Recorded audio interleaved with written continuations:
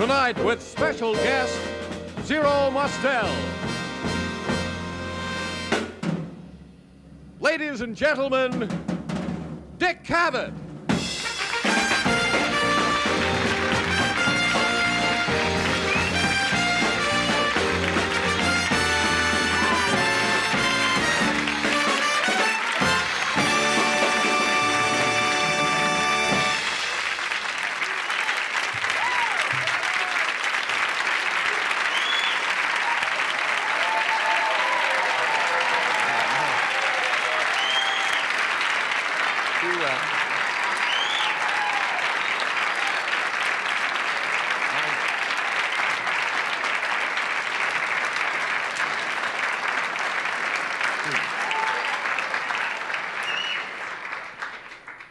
Anyone who didn't finish?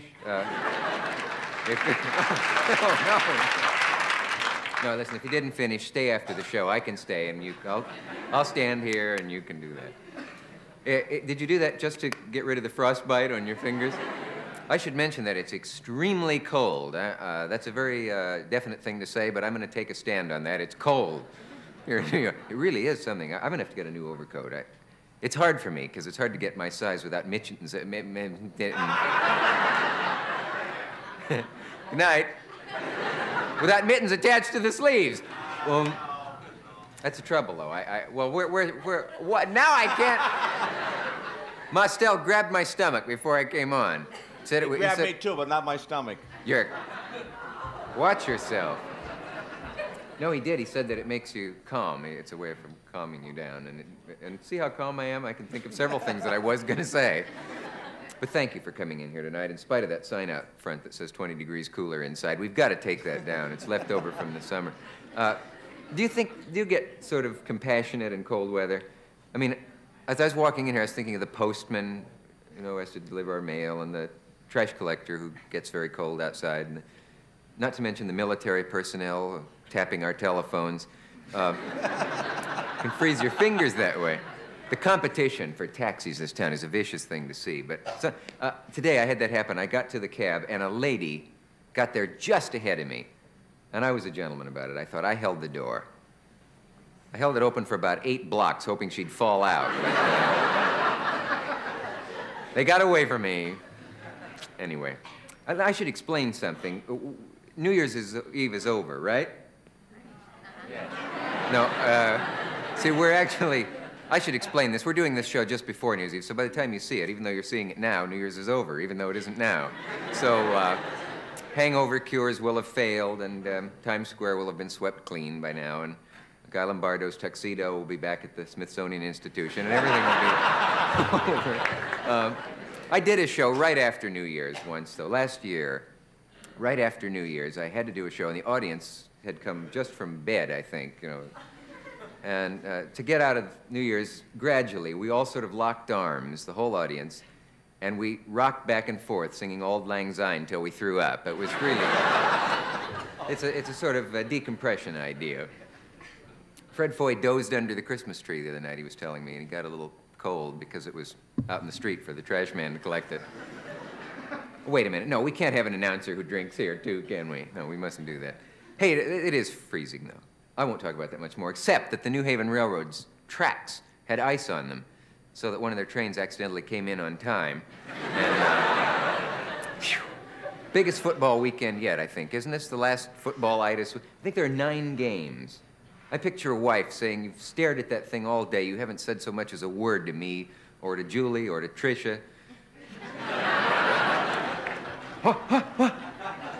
New York is funny with signs. Did you see the guy with the sign out here? You see signs all the time. This is the only city I've ever seen where people answer each other on signs.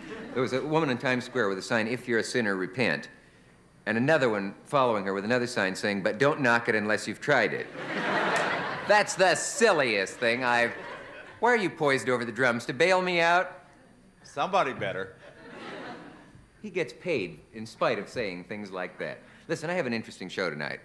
So stay tuned, because I've tried shows with 3 guests and with 2 guests and with 1 guest, but never with 0. Listen, he'll be here to finish the show. I'm leaving. We'll be back in a moment.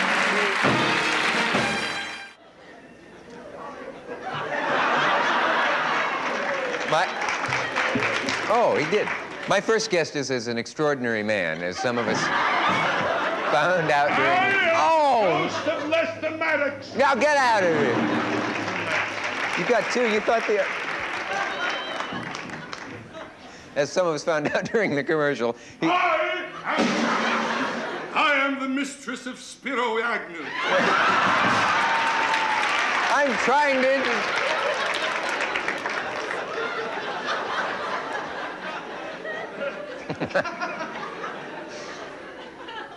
My first guest... I'm Charles de Gaulle's mother. I was going to... Am I crazy or has someone been appearing over my show? When I turn, there's no one there. Let me read you what Newsweek magazine said about him. They said his body is a consummate instrument, a Stradivarius of flesh, which creates humors and incarnations like the classic actors of antiquity. Like Shakespeare's Burbage, like Emil Yanning's. It's not that he is funny, it's that he is ecstatic, intense, zealous. He radiates passion no matter what. He is a great man. If you saw him in Ulysses or in Rhinoceros or Funny Thing Happened on the Way to the Forum or The Producers or Fiddler on the Roof, you would probably agree. Or if you saw him just now, or if you're about to see him just now. Mr. Zero Mostel, now!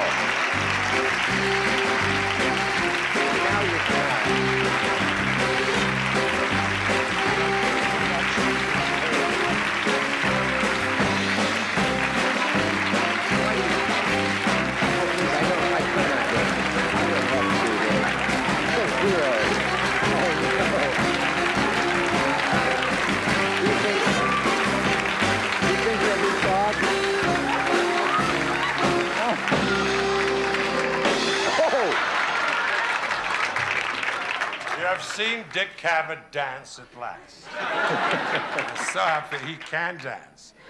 Those are legs. And what are those, may I ask?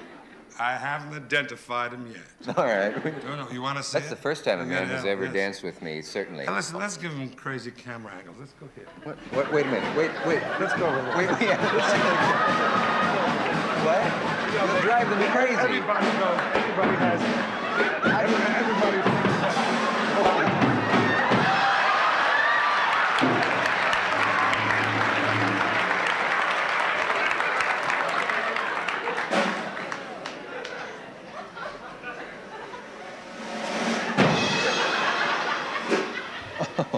Oh, I'm glad you didn't miss the... Good evening. Yes, Dick.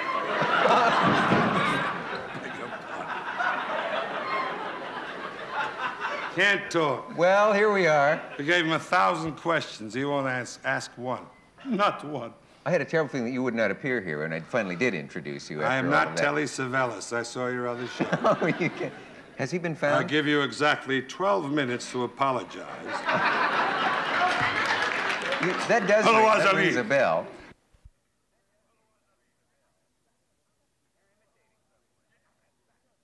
You're imitating someone. Yeah, I'm Lester Maddox. Well, do you know that... I'm for freedom. If you got him by the throat. I believe in government by bribe. I'd never know who you were. You know, why don't we always cross our legs on these shows? Permit me to be serious for a moment. Oh. All right.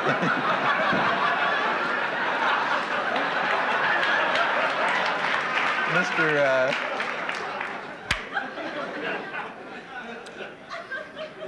Well, we have 90 minutes. No, but we always do this. I know. I always notice when you say, and so here he is, Sir Reginald Duff, you know.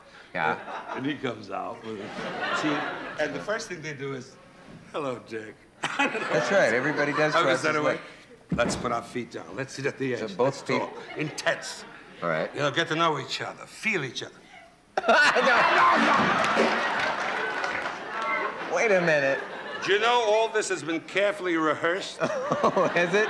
And forgotten. I'd forgotten that myself. I do. Yes, well, getting serious again for a moment. That we have 90 minutes. I can take a 20-minute nap. You know, you're very... It'll be 70 minutes. In every mood that you're in, you're very convincing. When you act mad, you seem mad. When you act tired, you seem tired. I don't know what... Me. I dare you. I may call your bluff on that. Okay. No. I think talking might be better. Zero, wait. Could we wait till an hour into the show? Dick, Anyway? I think your sex is indeterminate. And I, for one, would like to find it. Let's be serious. Yes. How did I get into this? Do you remember? Do you know that Bob Rosengarten played an album? Is that your name? Yes. Or is that your drum's name? Nice of you to check. I'd like to find the other. Now, I think I can get him out of camera range this way. No. Who's he got now? Oh, anyway, Bob is the only man who went to Curtis who majored in 2 instruments at the same time. Curtis. Piano and vice. You know, and was the author of a great arrangement of a Bach cantata called Come Rejoice, the Christians are coming. The Hebrews are not far behind. So I know so little about music amazing. that I don't know that. I know so little about anything. You know? What kind of a kid were you, Zero?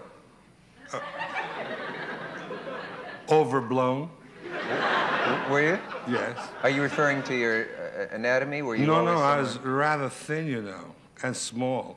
They were afraid I was going to grow up to be another Dick Cavett. How do you mean that? I was very thin. I don't know. It's a slight joke, which I misunderstand myself. I mean, how do you mean what you're saying? I don't know. I was hoping you knew. I hope know. you knew, too. I don't know. So we both know nothing. Wait, a commercial. And I'm being had in several ways here. Oh, no. What I'd like to have you that one way.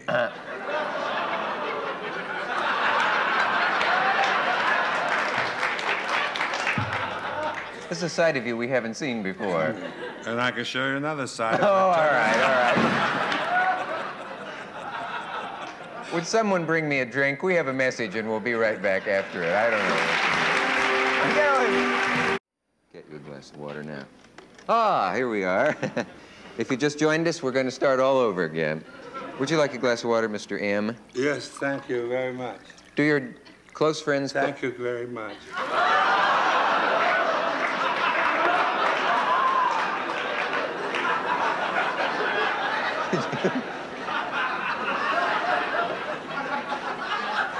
And may it grow. And then the Lord rested. Yeah. Did you mean to pour the water on the floor like that, or do you often miss your mouth that far? I do. Yeah. You do have a coordination. I wish I didn't miss my mouth sometimes. I'm hungry. Are you? Yeah, on your shows, you know, God, there's hardly a buffet there. No, there is nothing backstage to eat, but there I is... ate an end table. A circular end like table. Do you know, I've tried to learn to do that for years. I know that. To put a cigarette there, drop it, and turn it around your mouth. Where did you pick that up? It's a traveling cigarette. No, I mean... Yes, it's an invention of a kind. Get to your questions, man. Oh, yes. I'm a damned interesting man. And I want to find out who my father and mother was, who my sister was, Say, who that's my a very brothers were. I'm going to take a cue from you. What did your father do? Nothing. And he was wonderful at it. He was remarkable. Now, honestly now. Honestly, he did nothing. He did nothing Now, honestly, that's honest. is that Now, right? dishonestly, Dishonestly, he was a what? wonder rabbi. A what? A what? A what? A wonder rabbi. Performed miracles. What kind of miracles? You mean in the biblical sense? In the biblical sense. For example? He parted the water that was in his hair.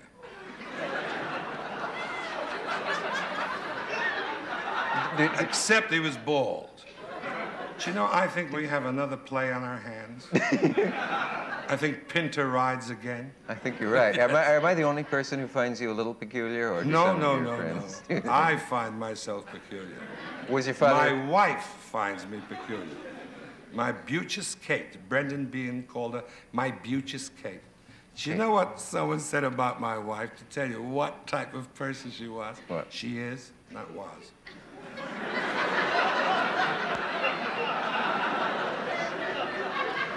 No. That was a slip of my morality. Yes, it That certainly sounds like was. an old English play. Is it? Anyway, what I was going to say is, when I forgot, oh yeah, Brennan they Behan said, of course, you know, obviously she has a hard time with me because they don't understand simplicity. Women don't understand a simple man like myself. Is that what it is? But someone said if Kate, my wife, Catherine, Kate, Catherine Cecilia Harkin Mostel, killed me, there would be many demonstrators in May Day carrying banners saying, "Free Kate Mostel." Really? Does she go through that Just much? like free Tummo. Is it? She does, yes. Yeah. Let's ask her, Kate. Has she... Katie, Kate?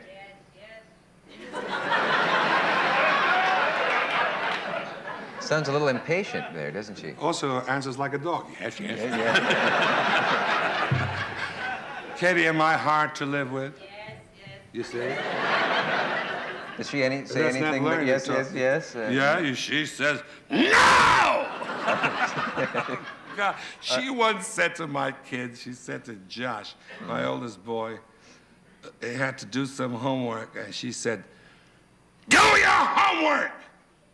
And I wrote a composition. I was so scared. That convincing, I wrote is a she? composition. And then she did a she's a wonderful woman, really. Oh, One of the finest white women I ever met. And she said she had a fight with my son when he was a little baby, Joshua, both of them. And she's good, you know. She tells the truth, which can be a bore, you know. Oh, yes. You know, these interviews are like an analytical session. Do you want me to lie down and tell it to you? Would you look any different lying down? Sure, I look like a beached whale. Well, anyway, she said a wonderful thing, which I think is true of all mothers who never say it. She fought with the children, and one of the boys said, "I'm leaving home. I'm leaving home." She said, "No, you stay, I go." That's very good. A lot of mothers could use that. Can you remember how you met your wife? Is it something you'd like to tell? Oh, I bought her.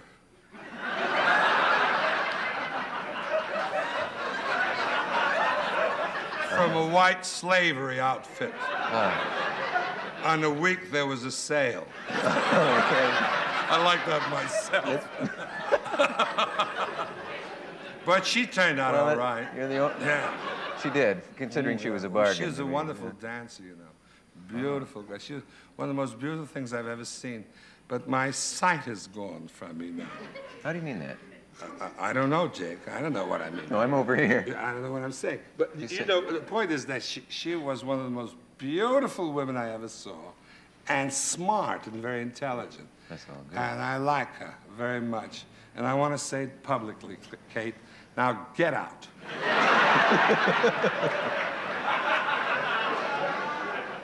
Mister, you did that with exquisite... That was very delicate and nicely done. Would you be able to, perhaps in the next, to give us something to look... It's not very cold out? No? Did you know when you were talking about the cold thing, your retinue back there did a terrible thing? You're going to tell it on the air, are you? Yes. I'm going to tell it the way it is. All right, you do. When you were talking about how cold and freezing it was, I was going to come out naked. I can't imagine. They wouldn't let me. How did they know that they shouldn't let you come out naked? I think they thought I was miscast. Miss who? Miscast. Oh, I see.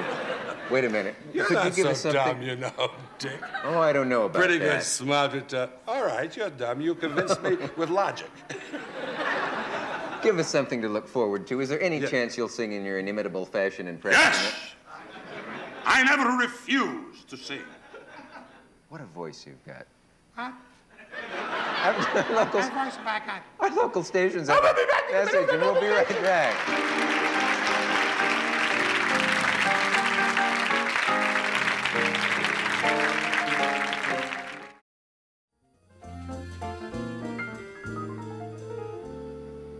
Here we are with... I was canceled. No, you weren't. No, You're still here. Yes. It's quite obvious. Mr. Mostel, He's always going to say Mrs. Mostel. Did you hear? No, Yeah. you know, you created a classic on the stage in Finland. Not one classic, my boy. Many classics. Your most recent, one of your recent classics. I give you 1 minute to apologize. Here we go again. One of your many classics in your album of classics was Tevye in Fiddler on the Roof. I thought that was all right. But you did it for a very long time, Yeah. and you sang "If I Were a Rich Man." And many others. Maybe long enough to become one. How long did you actually run it? I was in it over a year. Yeah. Yeah. I know that you will do that song on special occasions. Yes. Is this one of them? No. Well, what would it take? Another glass of water, perhaps? Would you rather hear the Ring, the entire Ring? The Ring, the Yes. Wagner Ring? The Wagner or Ring, yes. Well, Nibelungenlied. I don't like know. to hear It's that been done instead? so often on the show. I hate Well, has the last aria been done? Loge Herof! That one? to... No, it Now I won't hasn't. be able to sing the song. Did you hurt your throat just then? I just did, yeah. What if I did one of those tacky things where I were to say, ladies and gentlemen, you want to hear him sing If I Were a Rich Man, don't you? Would you respond to that, or?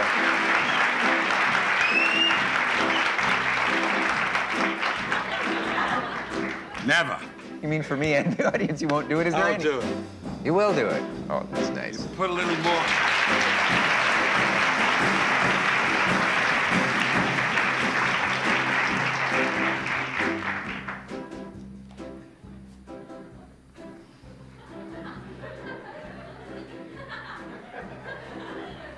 Dear God, it's true that you made many, many poor people. I know it's no shame to be poor, but it's no great honor either. And what would have been so terrible if I had a small fortune? If I were a rich man,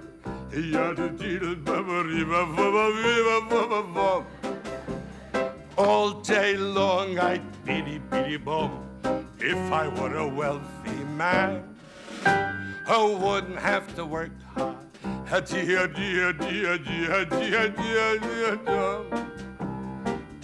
I were a bitty-bitty rich diddle-diddle-diddle-diddle man, I'd build a big tall house with rooms by the dozen right in the middle of the town. A fine tin roof with real wooden floors below. There could be one long staircase just going up and one even longer coming down, and one more leading nowhere just for show. I'd fill my yard with chicks and turkeys and geese and ducks for the town to see and hear, squawking just as noisily as they can. And each loud cry will land like a trumpet on the ear, as if to say, here lives a wealthy man.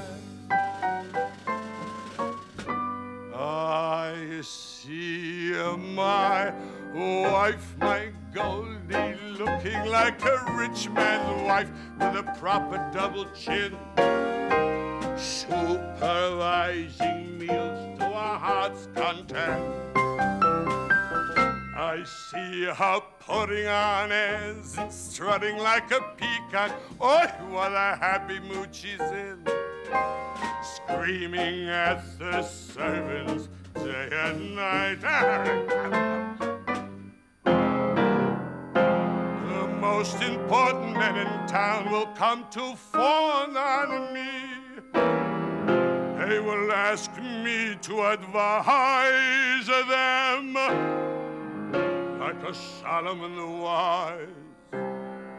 If you please, Rebtevia, pardon me, Rebtevia, posing problems that would cross a rabbi's eyes.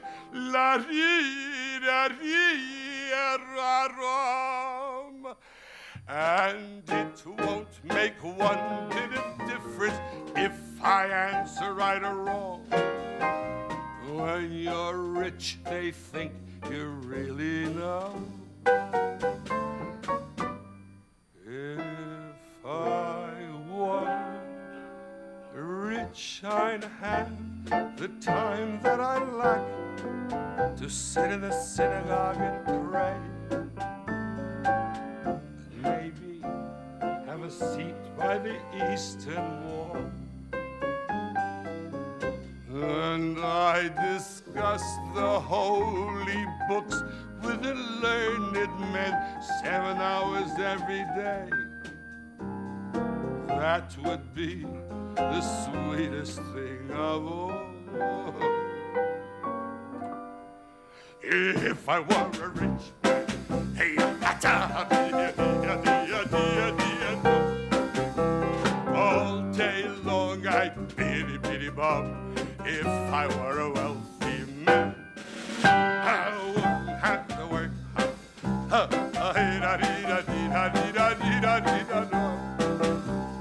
If made the lion and the lamb, you decreed I should be what I am, would it spoil some vast eternal plan if I were a wealthy man?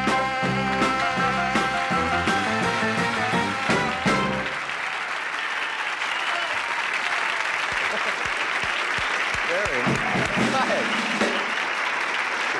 Oh, I think you make it.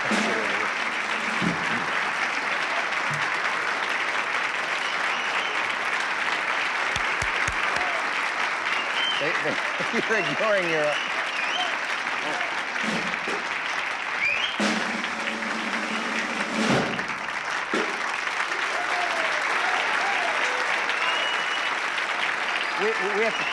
We have to take a station break and we'll be back.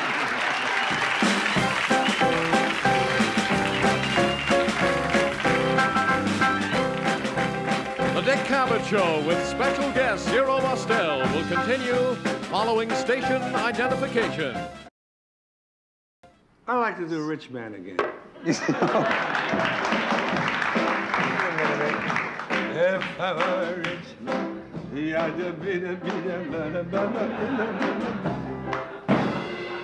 let's see you do it. Curious person, you... I'm putting it. Do it. Do the song? This will be the first wasp. Whoever did Rebtevia. Oh, I think I might... I'll help you.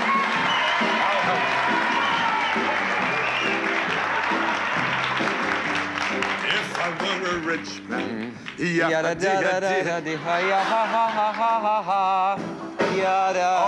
day long I'd biddy-biddy-bum. I'll do it my way, you do it your way. Okay. You do it your way, you do it. If I were a rich man,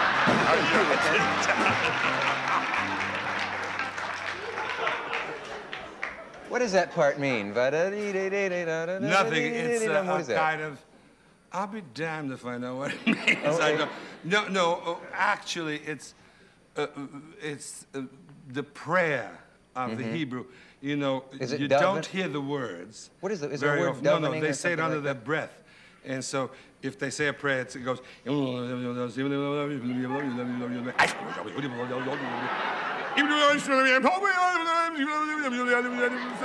they said more one. Then they spit a lot of places. Why? There's some places they spit. Are you kidding? Yeah. You do really? On the devil, you know. Yeah. I'll show you a thing you've never seen. How do you know all this? I'm going to show you. I'm foolish. Here, I'll show you something.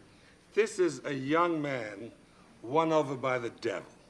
What you're gonna do now? Yeah, we're gonna do. I haven't talked to your staff about it. Do I help you in any way in this? Yes, you're the girl.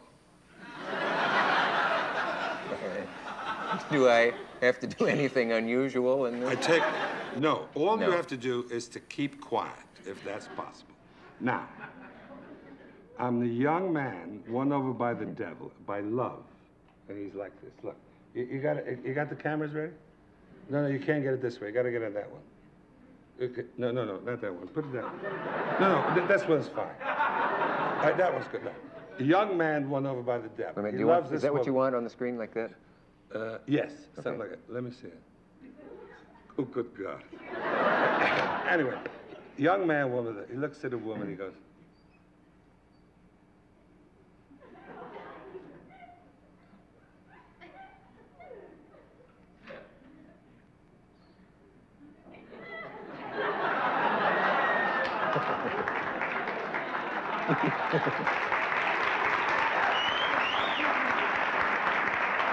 I just thought of that. I don't know. I don't know what the effect of that is where you're sitting, but here it was a little frightening. I know. Yeah, My impression of Queen Victoria.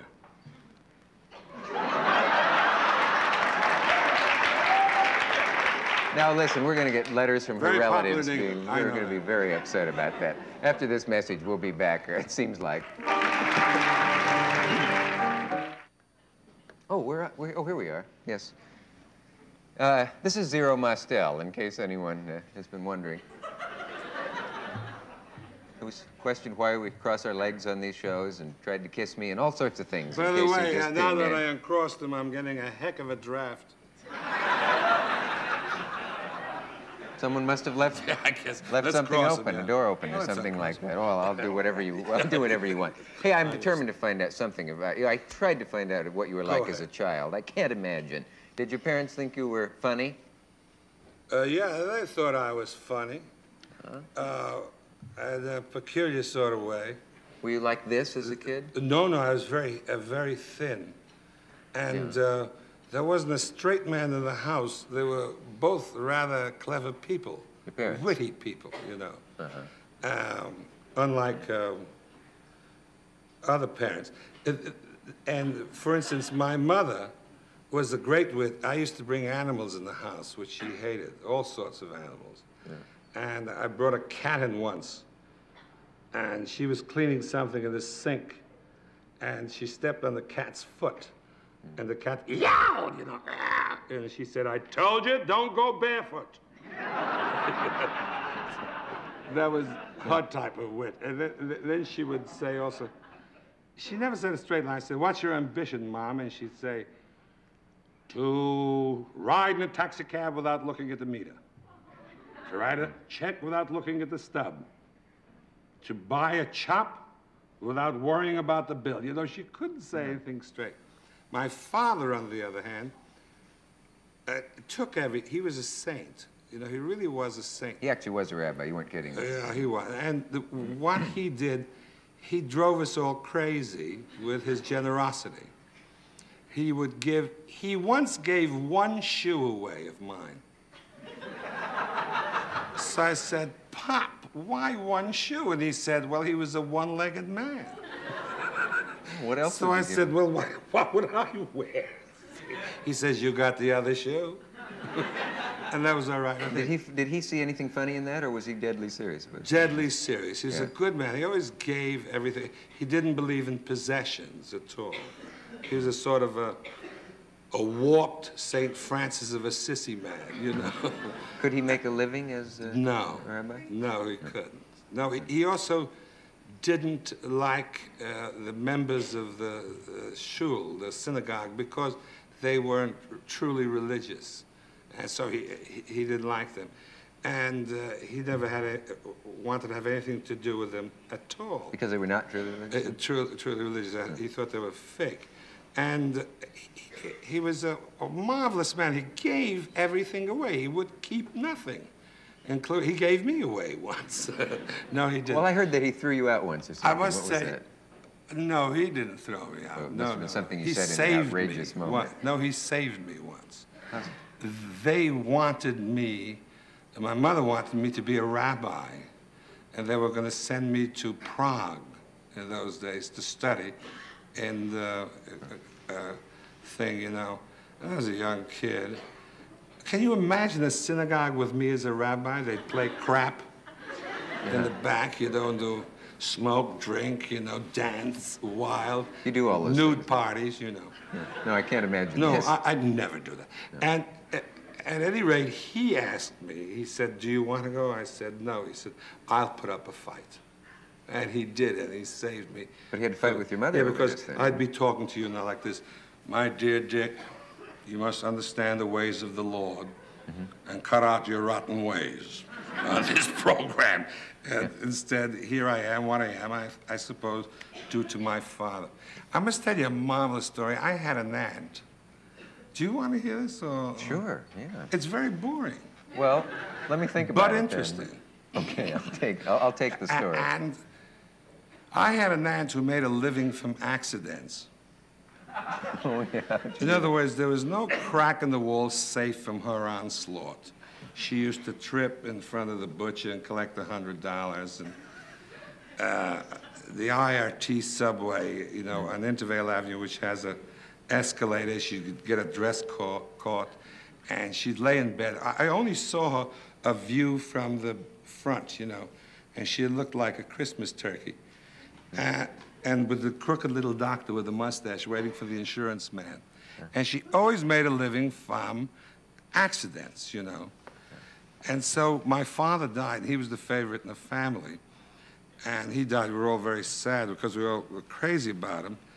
And it shows you there's humor at funerals, too.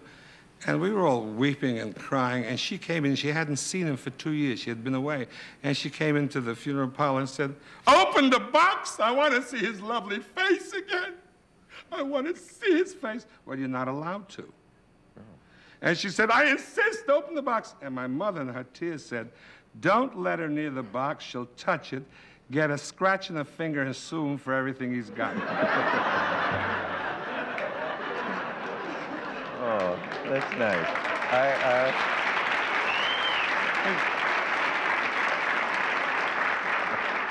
And then she continued to weep after that. So there can be humor anywhere. I know. Are you tempted at serious things to be funny always, if you're at a solemn occasion, No, if you're at no. a wedding or something like that? No, but I once went to a UJA benefit dressed as an Arab. That must have gotten an enormous laugh or something. No, but we had a good relationship. They recognized me, thank God. I'd have been killed. I did it, though. Were you constantly joking as a kid with your No, parents? I though? really You weren't a don't practical joke. joker? What makes you think I uttered one joke today? Well, I don't mean jokes and... Apologize or I'll leave. Oh, no, no. You wouldn't do a thing like that. Sure I would. With your wife sitting there? Sure. I'd let her stay here. Oh, no, wait a minute. That's a lovely woman. Would you do something else for us? What? I'll tell you what in a minute. If you don't, well, let it be a surprise to you. All right. If you're doing any driving these holidays, here is one safety idea you should know about. Watch this. Get him away from me. He's going to bite me or something. He's going to bite me or something. Oh, are we back? Oh, here we are. Are you rich? Huh? Are you rich from all this? Rich from all this? From all this nagging of people you bring up? Are you No, rich? I'm somehow not able to save a cent. No. Are you able to collect, No. do you have a nest egg? No. Just an egg. Just an egg. Hey, speaking of eggs, let's You talk won't about go your... further, will you? No, no. Let's talk about your nightclub act, because Yeah. people have always told me that you should have seen Zero Mostel's act if you ever had a chance. And then I have no chance now, because it's... But Yeah, your act was probably. like no one else's act. No one could steal your act, and your act didn't come from anybody else. And incredibly original act, everybody always said. Not to mention funny. No. Well, I don't know how funny it was. They kind of looked at me with, like this sometimes. I used to do character pieces and crazed songs of a kind, pantomime, beat pantomime, and political things, you know, which always got me in kind of hot water, you know, and all sorts of things which, in those days, in the nightclubs, they only did the parody, the joke, and the homosexual joke. You know, if they were in trouble, they would suddenly do something like this. But I never did, or they did a parody of a song, you know. Yeah. And I never had punchlines or anything like that. But I don't know whether it was good or bad, because I never think a guy knows whether it's good or bad. If you don't doubt yourself, you're a bad artist, I think. I'm not talking to you personally. I'm saying you have to doubt yourself. So I had this accumulation of things, I guess, that no one else did. And what makes me mad sometimes, I read in the paper, for instance, that so-and-so invented the story theater. And that's untrue, because the story theater was invented by Burgess Meredith and myself when we did Ulysses in Nighttown. That was the first story theater. And all the animal things were in that. And because, you know, he turns into a pig, Leopold Bloom, and all those things. But, you know, nothing new has ever been done. I don't know what I'm saying. Oh, you don't know what you're saying? But whatever it is, I hope it has a point. Well, it seemed to. You certainly took me in. If it I didn't. know. Is there any chance, maybe sometime later on, you could do a bit from Ulysses, or maybe a bit from your act, or maybe both? Yeah. What would your act look like if you were going to do a little of it now? I heard of a thing you did once for an obstetricians convention. How did you yes, I was in Cincinnati working for a gangster, and you know, they were all owned by gangsters. And there were a lovely couple there called the Martins, Helen and Chester Martin. And there was an international obstetrical convention there, headed by Dr. Henri Lamitier. And they asked me to do something. And I didn't feel like doing my act. I did a lot of improvisation in my life.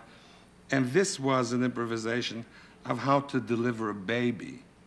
Oh. And the idea behind it was that it would be educational, to show you that a woman must not have fear about having a child or going through childbirth. And I did this act. And Lamitier said to me, after after I did my thing, which was called How to Deliver a Baby, after I did it, he said to me, "But of course you studied medicine because you have very good technique." He did. Is there any chance we could see what the obstetrician saw that day? No, there isn't. I see. All right, I'll do it. Oh, would you? Oh, okay. You will be angry. That's an antique actor.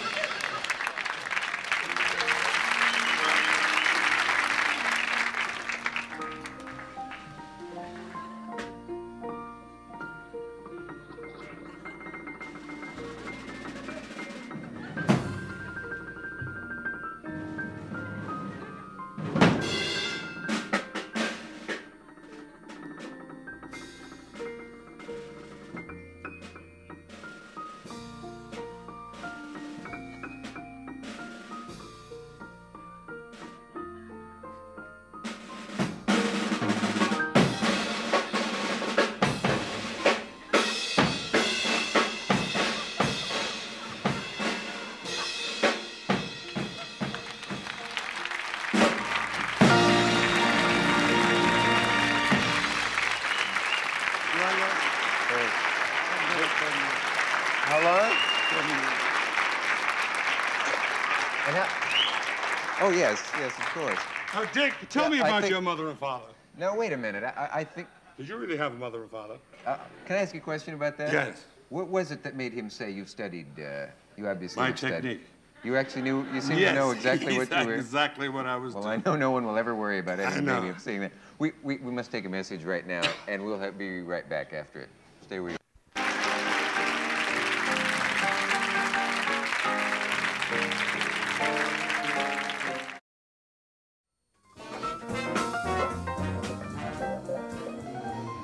Talking to Zero Mostel, whose many sides are becoming apparent. You're a painter, you're an actor, you do all kinds of things. You're really a serious painter. I mean, I did not know that that your paintings sold for as much as they do. They do. Would you like one, Dick? Do you give them away to friends? No. No. Silly of me to ask, I'm sorry. No, you can't give those things away. People will buy a couch for $12,000 and won't give a painter $500 for painting. Right. That can't be redone. People are crazy. They despise the artist. And what's their excuse? That you can't sit on a painting? Because they're idiots, because they don't want to learn about painting. They don't know anything about painting. But they will buy everything under the sun. They'll buy thick steaks. They'll buy everything. Clothes for $300. But they won't. And any artist says, I want $100 for a drawing, and the man will say, what? That much? Yeah. Or painting, $500, $1,000. How do you decide what a painting's worth? How do you decide how much a bomb is worth? If a bomb is worth $44 million, a painting is worth, a good one, $50 million.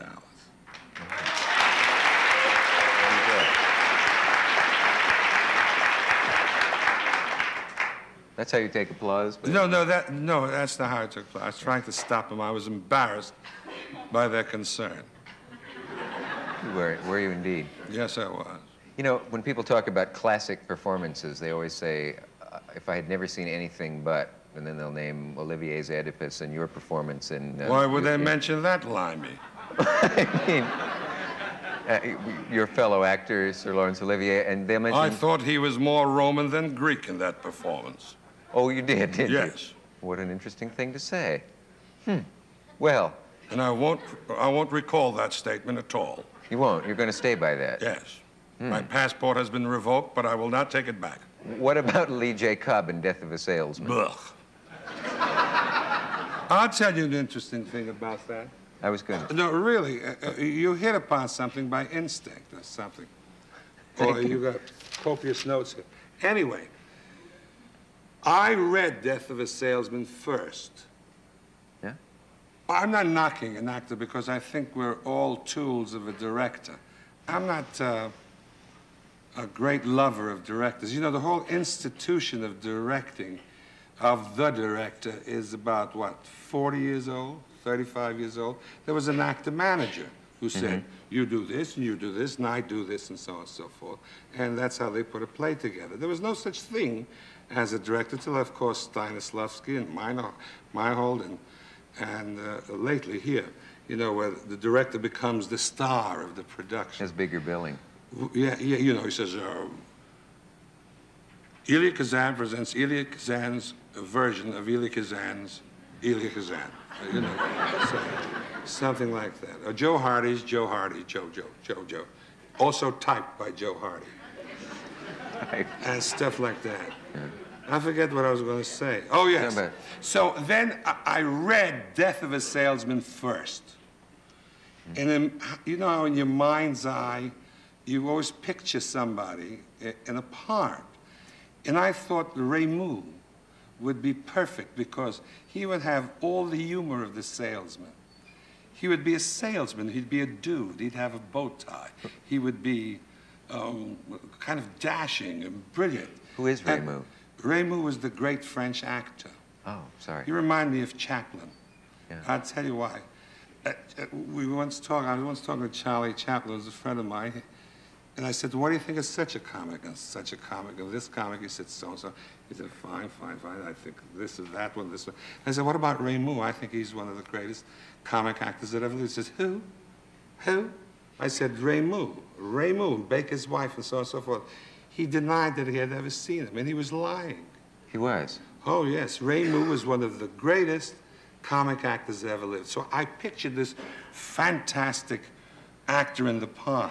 Yeah. And then I saw it with the typical group theater acting where you did the part on the nose, that if he's playing Doom, he was doomed from the first second he got out of the chair. And whatever he saw, he was doomed.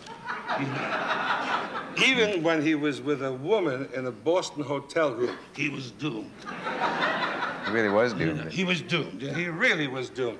And I don't like that kind of acting or directing. I think it's the director's fault rather than the actor's fault. I like acting which has the life force. In other words, that every part of your anatomy works, or every sensibility, every emotion works. You have humor, strength, weakness, all going at once. And that's what I like to see in the part. So I was disappointed when I saw it on the stage. Does that make a point? Makes sense, yes. But yes, I feel a fool for not knowing who Raymond was. I don't know what the hell I was saying again. Any chance of doing a bit of Ulysses, just a little bit of dialogue? But I think we have to sort of preface it a bit. All right. Why don't we sell something, then preface it, then do it? Or I'll be damned if I'll do it after an ad. Really? For some underarm stuff. Well, maybe we can find something more pleasant. Sure. Let's see if we can. Our local stations have something, and we'll be right back. And then we'll do it.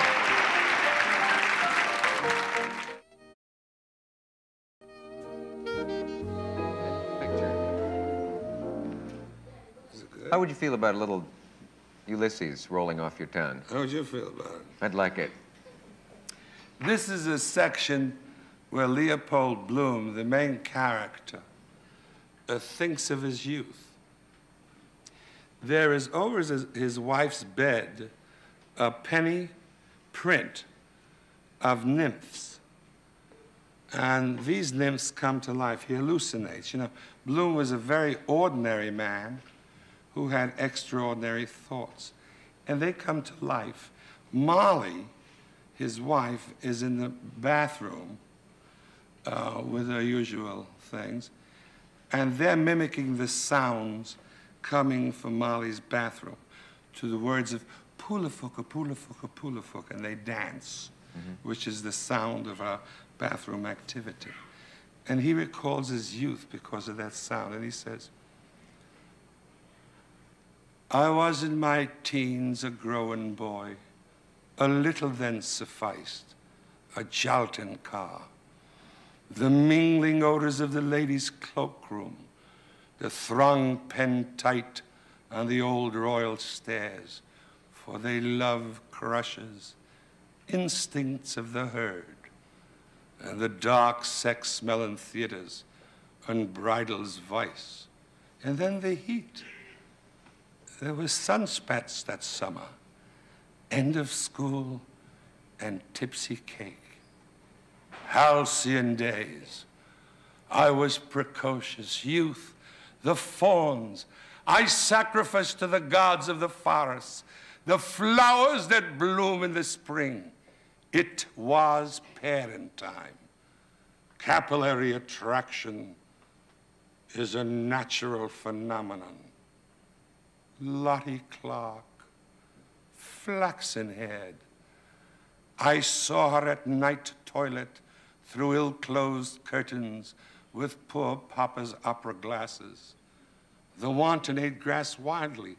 She rolled downhill at Rialto Bridge to tempt me with a flow of animal spirits. She climbed their crooked tree, and I, a saint, couldn't resist. The demon possessed me! Besides, who saw? Done. Over.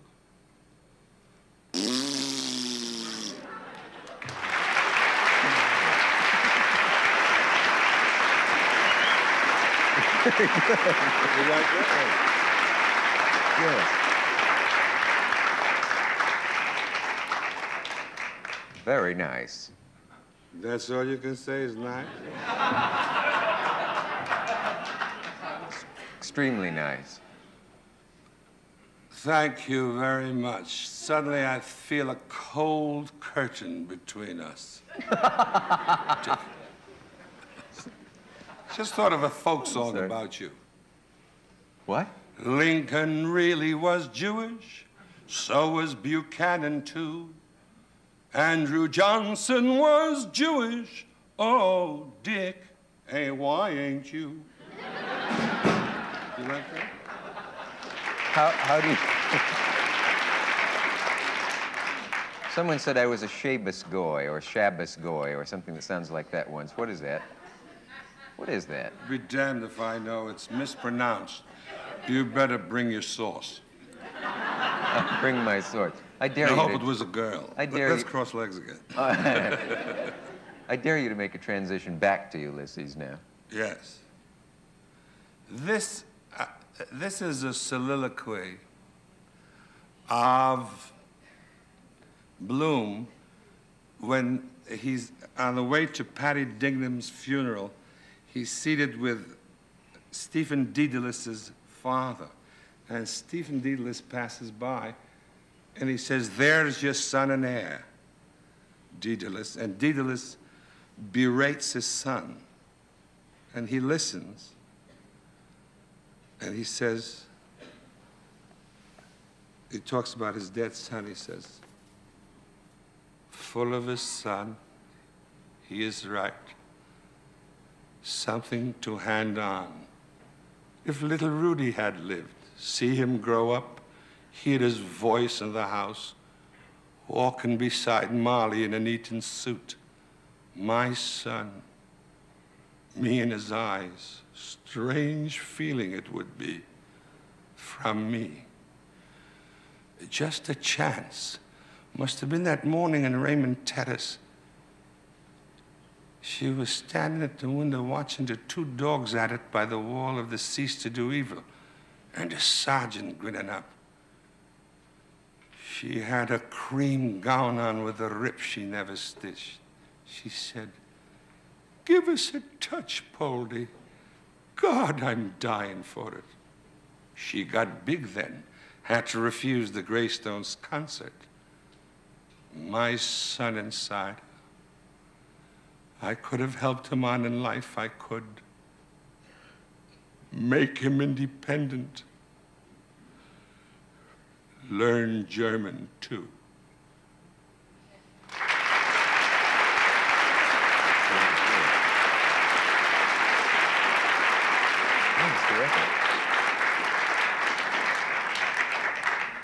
Sure wish I'd seen you do the whole thing. Is there any chance you'll ever do Ulysses again? Stay Please, we Walk have to... down the stairwell, intoning, "In Troy be adultari Dei." Oh, I see. He will return after this message. He's right about that. We'll be back. I like this.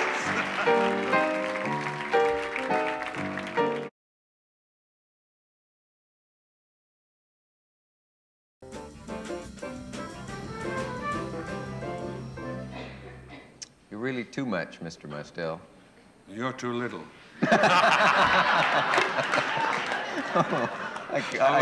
You said that. I hope I can absorb that. I hope so, too. You were arrested one time with a bunch of painters for something you protested or something. What was Oh, it? yes. Oh, yes. Oh, that was very amusing. I don't want to tell you about it. All right. No, here's what happened. We protested the dismissal of, I was the youngest painter on WPA, you know.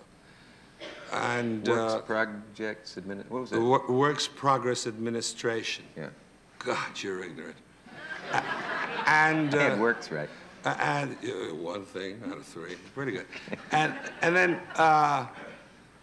we were all arrested. We were all painters, and we're 419 painters who tried to sit in this WPA office. And so we sat in, and the cops came, and they arrested everybody. And the lawyer came and saw us. We were in that jail that's now a library on 9th Street. Mm-hmm. You know, that lovely building that they'll probably tear. Yeah, beautiful building. Yeah. I hate when they tear down those buildings. There was cast iron on those buildings. And the lawyer said to us, listen, don't give your right name. Just don't give your right name, because this is a spurious charge, as lawyers are. And so we gave false names, and the clerk picked up a paper and it read like this: Paul Cezanne,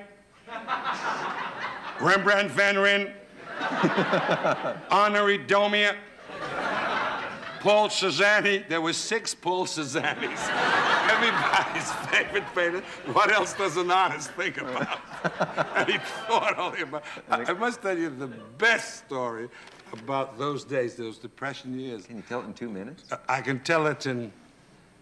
What if we run over a minute? What will happen? You know, we'll see another lousy movie where Barbara Stanwyck loses her virginity again. I've never seen that. I'd stay up for that. I saw it. It was difficult. No, I can't tell it. Probably can't in a minute and 30 seconds. You'll have to hold me over, Dick. Okay, we'll buy some time. By the way, what do you do? We didn't rehearse any of this, did we? Can you tell in a minute what the kick you get out of performing is? Is it the minute you hear the response? Is it being recognized? Is it the friends you make? Is it, or do you like it at all? No. What do you like about it? Yes. I knew it'd be something like that. No. There are different types of entertainers. There's an entertainer who thrives on an audience. Yeah. And he loves audience response. I think there's a curtain between the audience and yourself, and that you do your character in what you're doing it. You keep it in there. And the more truthful it is, the better it is. How's that for banality? I'll match my banality against your banality anytime. Wait, we don't have time for your banality. We have to... Another message! Yes. He's right. We'll be back after this brief message from Barbara Stanwyck.